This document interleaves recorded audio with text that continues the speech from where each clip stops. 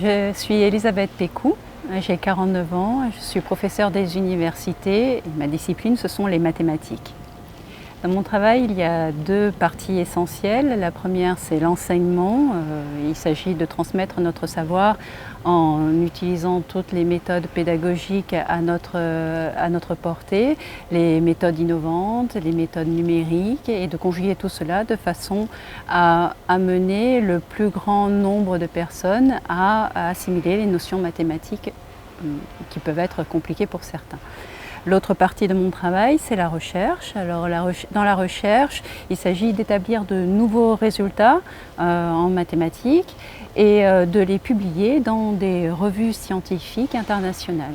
Il faut ensuite évidemment diffuser nos résultats, et on le fait au cours de conférences internationales dans lesquelles on est amené à rencontrer des collègues et à discuter avec eux de nos résultats. Et on cherche toujours à établir de nouvelles collaborations avec ses collègues. Alors, j'ai un parcours universitaire absolument classique. J'ai fait une licence en mathématiques, suivi d'un master dans le domaine des mathématiques un tout petit peu plus spécialisé. Puis j'ai fait une thèse dans le domaine des systèmes dynamiques, mon domaine de prédilection. À la suite de ma thèse, j'ai fait 2 années de postdoc, une année aux États-Unis et une année en Suisse. Et à la suite de quoi j'ai obtenu le concours de maître de conférence et dans lequel j'ai pu commencer à exercer mes fonctions d'enseignant-chercheur. Par la suite, j'ai passé mon habilitation à diriger des recherches, qui est le plus haut diplôme de l'éducation nationale et qui ouvre la voie au professorat, au concours de professeur. J'ai candidaté et j'ai obtenu le poste de professeur des universités qui me permet maintenant d'exercer dans cette université, Université Côte d'Azur. Je pense que le plus difficile, c'est d'accéder au poste de maître de conférence parce qu'il y a beaucoup de compétition, et elle est forte et les jeunes sont talentueux. C'est pour ça qu'il est très important de bien choisir au départ son directeur de thèse et son laboratoire de thèse, car c'est le directeur qui saura proposer un sujet qui est bien inscrit dans la dynamique mondiale de la recherche et qui aura les connexions et le tissu de recherche qu'il faut pour vous aider à vous propulser dans cette carrière. Il faut aussi être prêt à faire des séjours à l'étranger, à la fois pendant la thèse, mais aussi après en post-doctorat dans différentes universités pour se faire connaître, pour augmenter son expérience et puis pour pouvoir candidater après sur les postes de maître de conférence avec des chances raisonnables d'obtenir cela.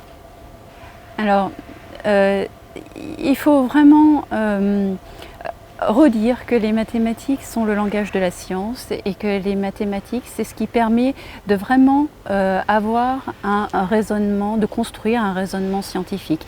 Et donc, faire des mathématiques, c'est aussi une liberté qu'on acquiert dans la capacité à penser seul et à penser et avoir sa propre opinion, se faire sa propre opinion, même dans la vie de tous les jours.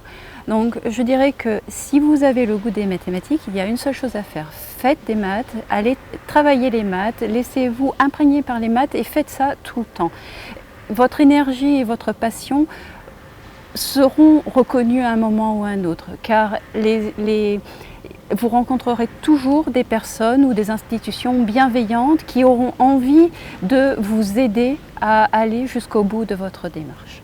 Alors, le projet qui me tient à cœur en ce moment et qui commence, c'est celui d'université européenne, l'université Ulysseus, qui est un très beau projet de mise en relation de plusieurs universités, dont l'université Côte d'Azur, et qui permettra aux étudiants de Nice de devenir en fait des étudiants européens et de se sentir chez eux dans toutes les universités partenaires, que ce soit l'université de Séville qui a quand même 5 siècles d'existence, tout comme l'université de Gênes qui est aussi vieille, et aussi de se sentir chez eux à Helsinki ou bien à Innsbruck.